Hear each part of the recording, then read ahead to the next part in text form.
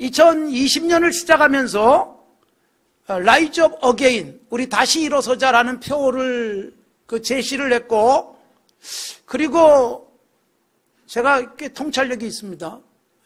이런 일이 일어날 줄 알고 정한 것처럼 정말 다 주저앉았잖아요. 예배도 주저앉고 기도도 주저앉고, 이 극장도 다 문을 닫고, 그리고 경제 활동이 위축되고 비행기 탈 수도 없고 모든 게 다 서버리고 말았어요. 지금 이 상황에서 우리 모두가 먼저 영적으로 일어나는 것이 중요해요.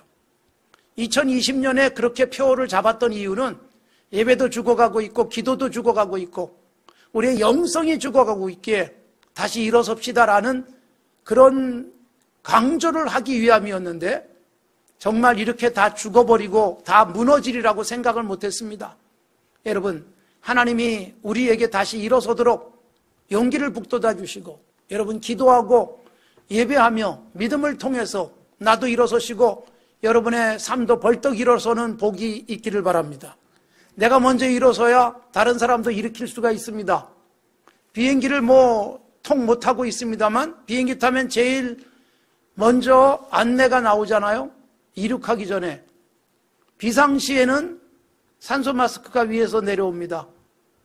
산소 마스크 착용하는 방법은 이렇습니다라고 안내를 해줘요. 그리고 덧붙이는 분명한 안내 중에 하나가 보호해야 될 동반자가 있을 경우 먼저 착용하신 후에 보호해야 될 사람의 산소 마스크 착용을 도와주라는 멘트가 나오고 있습니다. 왜 그럴까요? 내 어린아이부터 먼저 하다가 내가 죽으면 아이도 보호할 수 없기 때문에 내가 살아야 아이도 살리는 거예요. 내가 살아야 도와줄 사람을 도와줄 수 있다는 뜻이에요. 사랑하는 성도 여러분, 영적으로 한국교회가 굉장히 많이 주저앉고 있습니다. 일어서야 됩니다. 교회가 일어서야 세상도 일으킬 수 있습니다. 그리스도인들이 살아야 세상도 살릴 수 있습니다. 내가 영적으로 살아야 우리의 오고 오는 자녀들을 살릴 수 있습니다. 오늘 본문 말씀, 예수님이 승천하시고 난 다음에 제자들이 일으킨 첫 번째 표적이에요. 첫 번째 표적의 중요한 특징이 뭐냐? 태어나서 한 번도 걸어본 적이 없는 사람을 성전 문 앞에서 일으키는 거예요. 태어나서 한 번도 걸어본 적이 없을 뿐만 아니라 성전 앞에 와서 구걸은 하지만 성전에 들어가 본 적이 없고 예배해 본 적이 없는 거예요. 이게 세상의 모습일 수 있어요.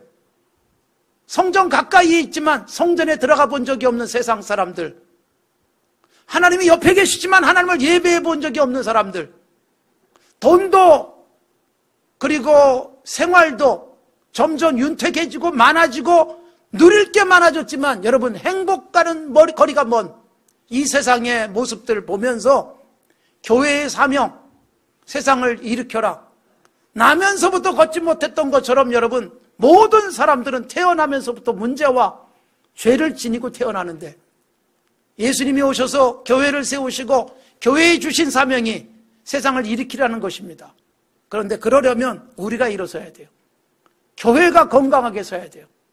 교회가 살지 못한 채 세상 일으키겠다고 나서봐야 니네나 잘해라, 비아냥거리게 되는 것입니다. 그래서 여러분 오늘 일어서기 그리고 일으키기, 그렇게 제가 제목을 잡았어요.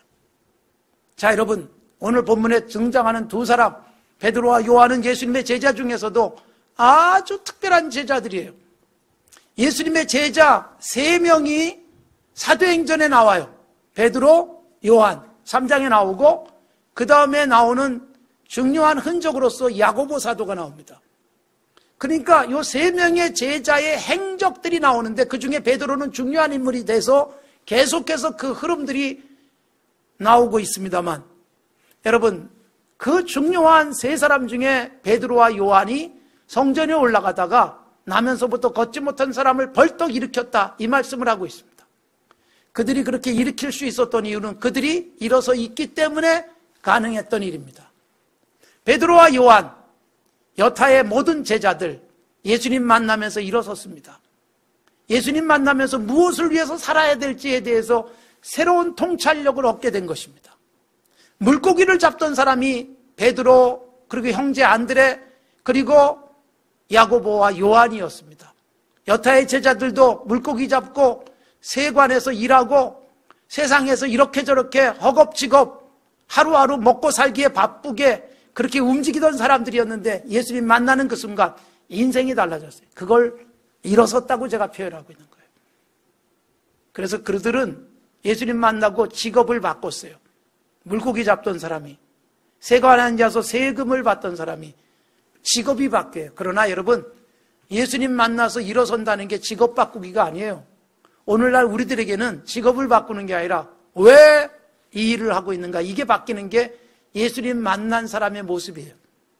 예수님께서 우리를 일으켜 주시는 것은 매일 똑같은 일을 하면서 지쳐있고 삶의 의미를 모르던 사람이 예수님 딱 만나고 왜 내가 밥을 먹는지가 분명해지고 왜 공부하는지 확실한 꿈이 생기고 왜 열심히 경제활동을 하고 있는지가 분명해지는 것, 이게 일어섬이에요.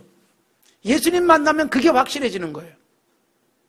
그래서 여러분, 우리 모두가 예수님으로 인하여 일어선 사람들인 줄로 믿습니다. 그런데 여러분, 일어섰지만 또 넘어질 때가 있고 주저앉을 때도 많아요. 예수님의 제자들이 그랬습니다. 예수님의 제자가 되었고 예수님의 능력을 보고 그리고 예수님과 함께 다니면서 놀랍고 신비한 죽은 자가 살아나기도 하고 그리고 풍랑이 잔잔케 되기도 하는 기적들을 보았지만 제자들은 그때그때 또 주저앉습니다. 예수님이 계속 일으켜 주십니다. 여러분, 처음 걸음마를 한 때가 언제인지 기억이 나십니까? 아, 그래, 그때야. 내가 생생하게 생각나. 그때 딱 일어났다가 내가 한번 주저앉았지. 뭐 이런 기억이 안 날 거예요. 그러나 엄마들이, 아빠들이, 그래, 너 첫 걸음마 떼던 날 얼마나 행복했는지, 기뻤는지 그런 말씀들을 하시는 거지요. 그런데 여러분, 처음 벌벌 기던 녀석이 어느 날 일어서요. 일어서서 딱 1초만 서 있어도 엄마는 막 거의 까무러치는 거예요. 벌벌 기던 녀석이 일어서기만 해도 행복하고 일어선 것만 갖고도 박수치고 그걸 혼자 본 게 너무 아까워가지고 그래서 막 전화해서 여보, 우리 아이가 일어섰어요. 그러면서 행복해 하잖아요. 그러다가 몇 발자국 뛰고 또 그러다 주저앉지만 여러분, 누가 일어서서 서자마자 걷고 뛰고 달리겠습니까? 이렇게 일어섰다가 주저앉고 몇 발자국 걷다가 또 쓰러지기도 하지만 그러나 여러분, 기다리니 일어서듯 우리가 예수님을 만나는 것은 이제 걸음마를 뗀 것과 같습니다. 그리고 주저앉을 때도 있고 때로는 넘어질 때도 있습니다. 다 섰다 싶죠. 바울사도가 고린도전서 10장에서 섰다고 생각한 자는 넘어질까 조심하라. 우리에게 그 말씀을 줘요. 어른이 됐어요. 그런데도 넘어지잖아요. 사업에 실패할 수도 있고 시험에 떨어지기도 하고 원하는 것이 어느 날 갑자기 무너지기도 하고 생각도 못했던 코로나19 때문에 때로는 월세조차도 내기 힘든 상황들이 오기도 해요. 그러나 여러분, 그럼에도 불구하고 다시 일어서는 게 사람입니다. 주님이 이렇게 세우셨기에 내가 일어설 수 없을 땐 주님이 나를 일으켜 세워주십니다. 오늘 그 주님을 경험하시는 은혜가 있길 바랍니다. 예수님이 일으키는 놀라운 일들을 계속 보여주고 제자들에게 일으키는 사명을 감당하게 하시고 사도행전에 와서 제자들도 굉장한 일들을 하지만 그래도 또 주저앉는 경우에도 주님은 다시 일으키는 거예요.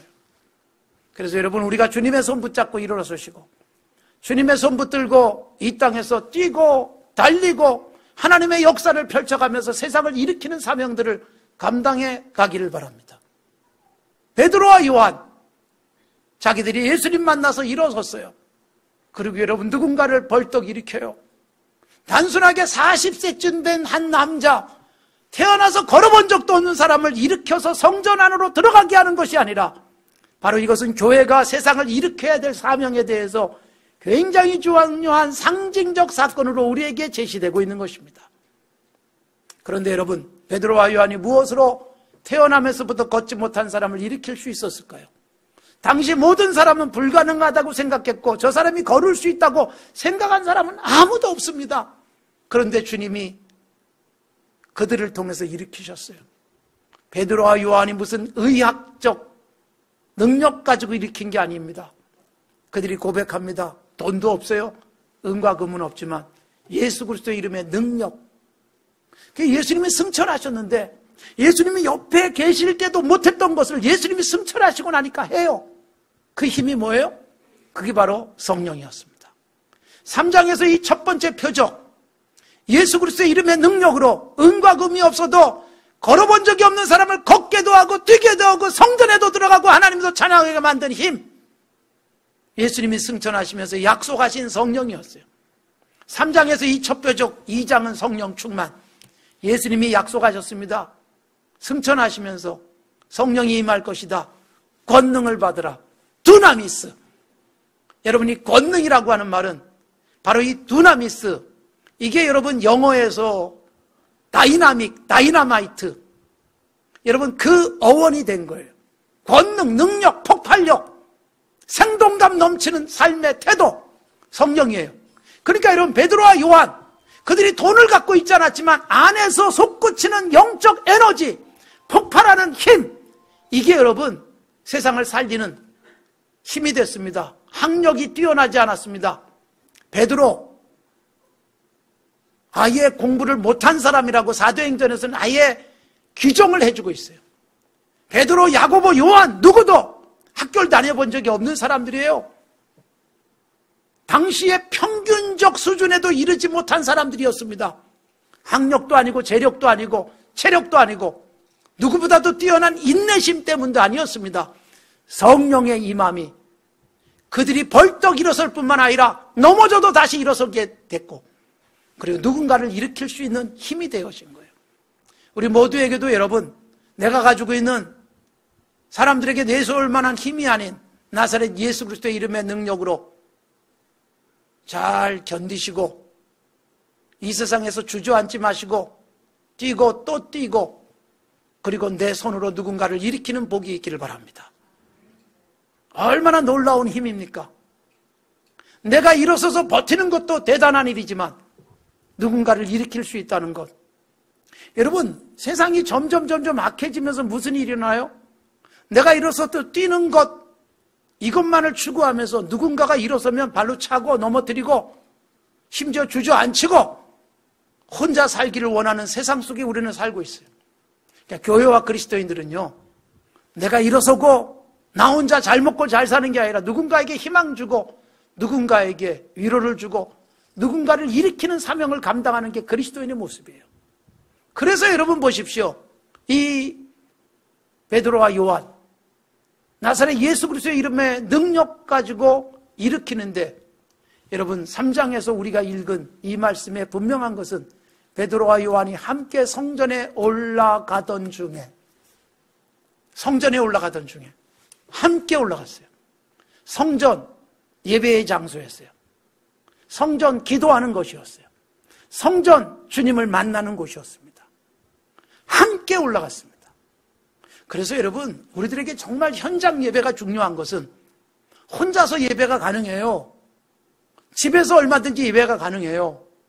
그런데 예수님이 마태복음 18장에서 말씀하셨지만 두세 사람이 나의 이름으로 모인 그곳에는 나도 거기 있을 것이다. 아주 중요한 부분이에요. 기도를 해도 두 사람이 합심하여 기도하면 하나님 아버지께서 훨씬 더 효과적으로 응답하실 것이다. 이게 마태복음 18장 19절과 20절 말씀이에요. 함께 모이는 것, 함께 기도하는 것. 베드로 요한이 성전에 올라가요. 성전, 예배의 장소였고 단순하게 건물에 올라간 것이 아닙니다. 구약에서부터 계속해서 성전이 나오고 성전이 붕괴됐다가 재건되기도 하지만, 여러분 예수님 승천한 이후 베드로와 요한이 성전에 올라가다가 나면서부터 걷지 못한 사람을 벌떡 일으키고 난 다음에 30년쯤 지나서 이 성전 건물은 다 붕괴됐어요. 진정한 성전이 서는 거예요. 예수님이 성전이에요. 너희가 성전을 헐면 사흘 만에 내가 일으킨다.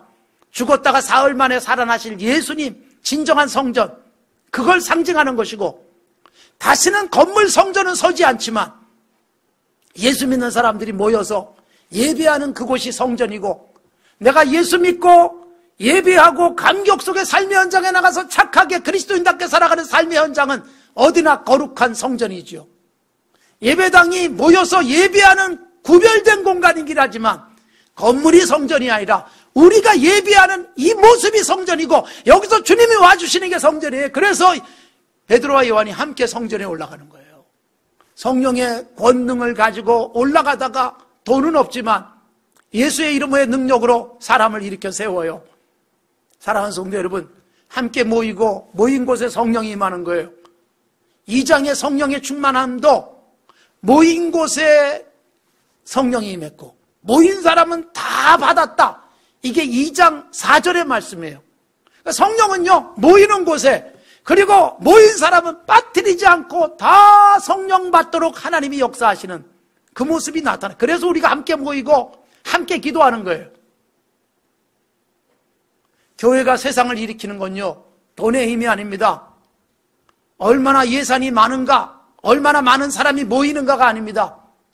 얼마나 예수 그리스도의 이름의 능력으로 무장했는가. 그래서 주님이 원하시는 것을 나도 원하고, 주님이 관심 갖는 곳에 교회가 관심을 갖고 이 땅에 하나님의 생명력을 드러내는 게 진정한 교회예요.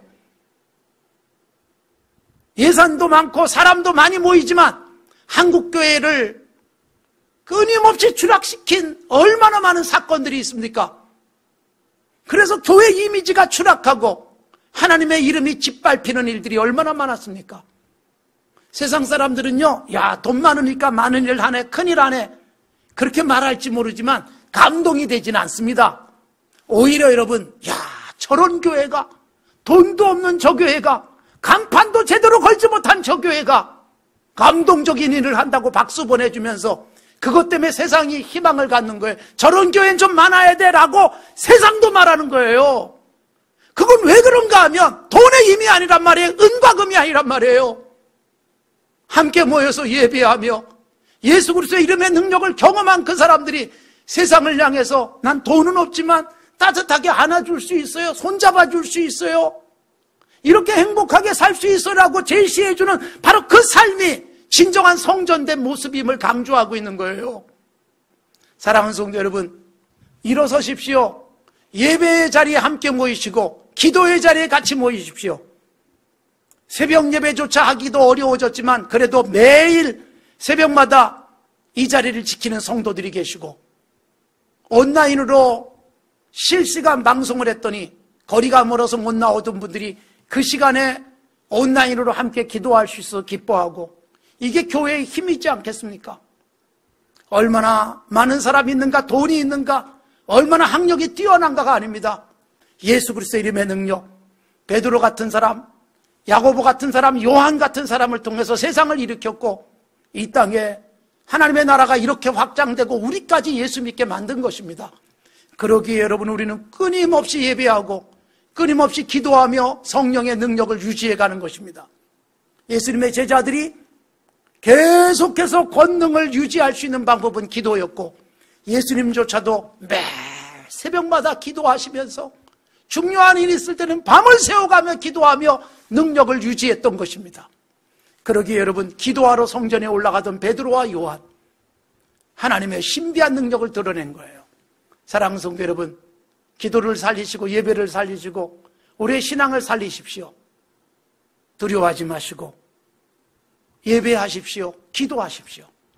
저는 지금도 그리운 권사님 계십니다. 천국 가셨습니다만 딱 우리 백명희 권사님 앉은 그 자리쯤 늘 앉으시던 우리 권사님, 새벽마다 늘 나오셨어요.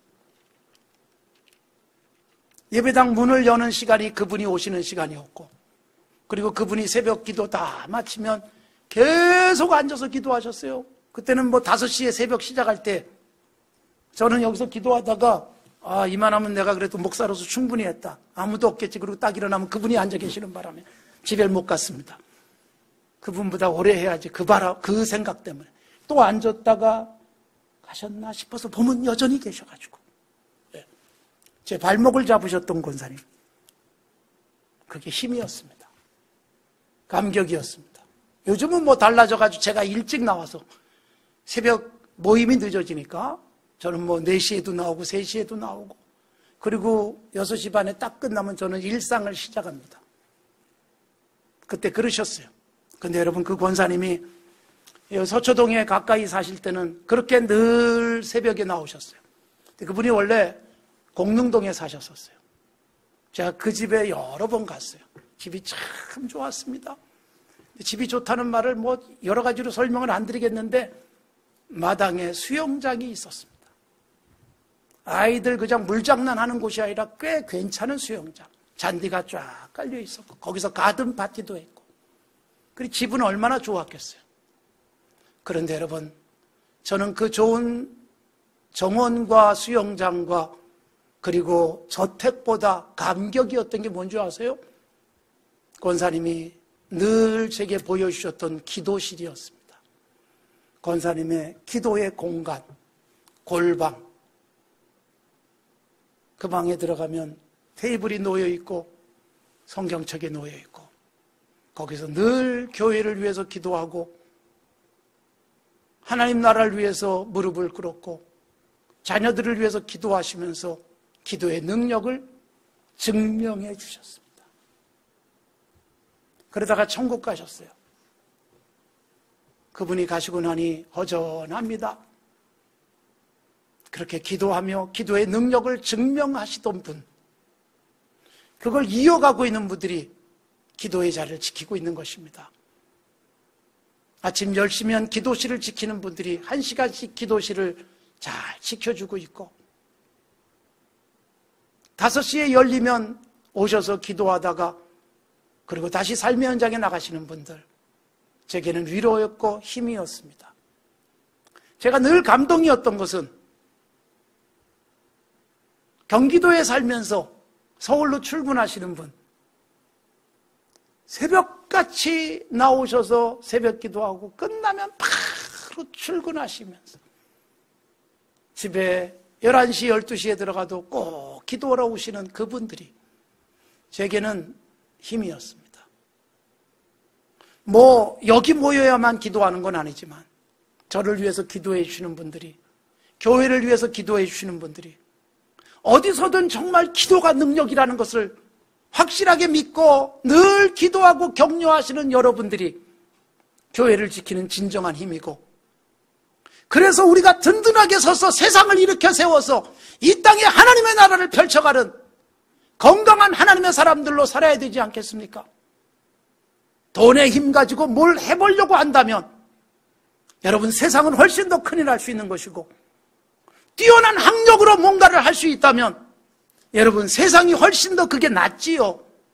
우리만의 독특한 힘, 세상이 흉내낼 수 없는, 그래서 늘 가진 건 없어도 당당하게 일어서 있고, 예배당은 초라하지만 진정으로 자존감 높은 교회의 모습을 보여주고, 손에 쥔 건 없는데 세상에 희망을 주고 한국 사회에 하나님의 역사를 펼쳐갈 수 있는 건강한 일꾼들을 키워가는 살아있는 교회, 이게 우리가 지향해야 될 것이지 않겠습니까? 다 주저앉아버린 이 세상 속에 제대로 일어서십시오. 세상을 일으키는 사명 감당하는 우리들이 되기를 바랍니다. 나를 통해서 주님이 그 일을 하실 겁니다. 주님이 승천하시고 제자들에게 그 일을 맡긴 것처럼 끊임없이 그 뒷일을 우리들이 이어가는 것이고, 우리가 베드로가 되고 우리가 요한이 돼서 태어나면서부터 문제를 가지고 태어난 수많은 사람들에게 뛰어서서 걸으며 찬양하며 하나님의 영광을 드러낼 수 있는 세상으로 만들어가는 사명을 감당하는 우리들이 되어지기를 바랍니다.